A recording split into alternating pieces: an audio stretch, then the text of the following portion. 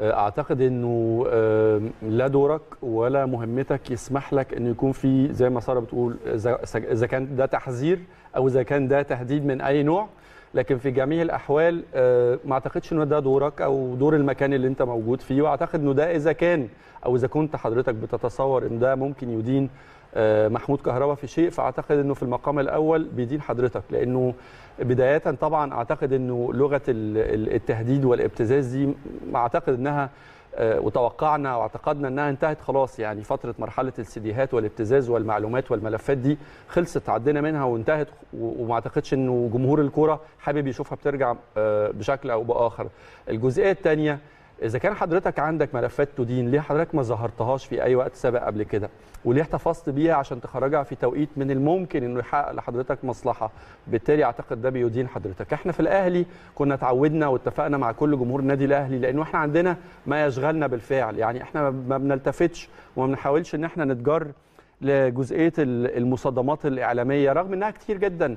والحقيقه الناس كلها، ودي واحده من ضريبه النجاح واحنا متفاهمين ده كويس جدا، انه الاهلي بنجاحاته وبطولاته وانجازاته محل متابعه تقريبا شبه دايما. اي حد في مصر فاضي ما عندوش حاجه هتلاقيه بيتكلم على الاهلي، اي حد عايز يركب ترند او اي حد بيدور على نسبه مشاهده هتلاقيه بيتكلم على الاهلي، او بيستفز جمهور النادي او بيحاول يستفز جمهور النادي الاهلي، او بيهين رمز من رموز النادي الاهلي عشان يستفز الجمهور على المشاركه والتفاعل. ودي مدرسه احنا فاهمينها، واعتقد انه سنه بسنه جمهور النادي الاهلي اصبح واعي جدا للكلام ده.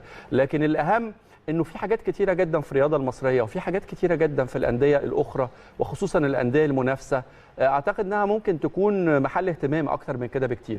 مع كامل الاحترام والتقدير طبعا للكلام اللي اتقال ده، لانه متهيأليش في حد في مصر على درايه كامله بطبيعه الواقعه بعد اقل من ساعه من حدوثها في الملعب. محدش يعرف لغايه النهارده او لغايه اللحظه اللي بكلم حضراتكم فيها ايه اللي حصل.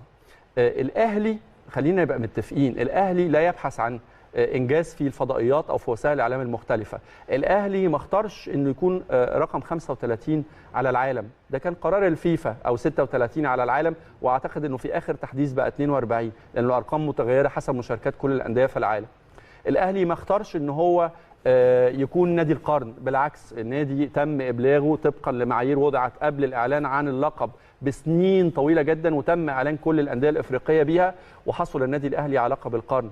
كابتن محمود الخطيب ما نزلش اشترى ميداليات برونزيه وراح حطها على في رقبه نجوم النادي الاهلي وقال لهم مبروك انتوا كسبتوا برونزيه العالم. كل دي انجازات حققها الاهلي بمجهود وبتعب وبعرق وبتخطيط وبتركيز كبير جدا، اللي بيتهيألي لو يعني حجم التركيز في محاوله تكسير او احباط او تصدير الاحباط للنادي الاهلي وجماهيره اتبذلت في تطوير منظومه الانديه الاخرى، اعتقد الرياضه المصريه هتستفيد بشكل كبير جدا.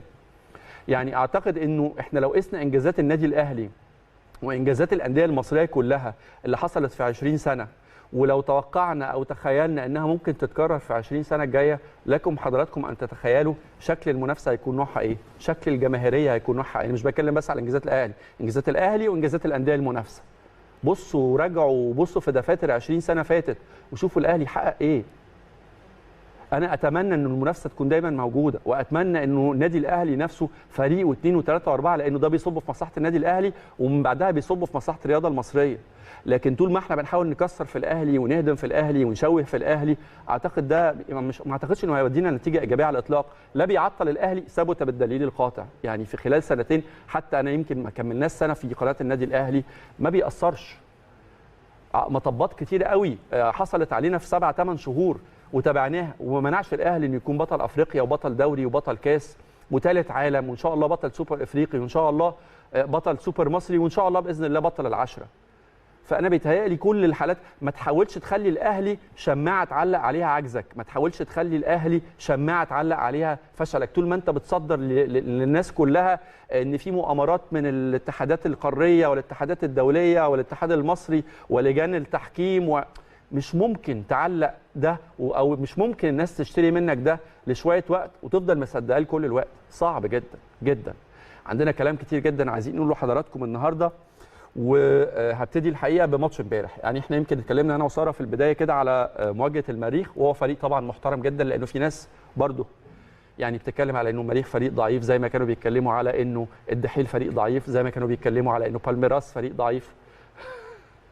على كل الاحوال كامل الاحترام والتقدير للمريخ، احنا عارفين انه نادي كبير جدا على مستوى القاره الافريقيه ونادي بالتاكيد كبير جدا على مستوى السودان، لكن في النهايه الاهلي اثبت للجميع الحقيقه ان هو حاضر وجاهز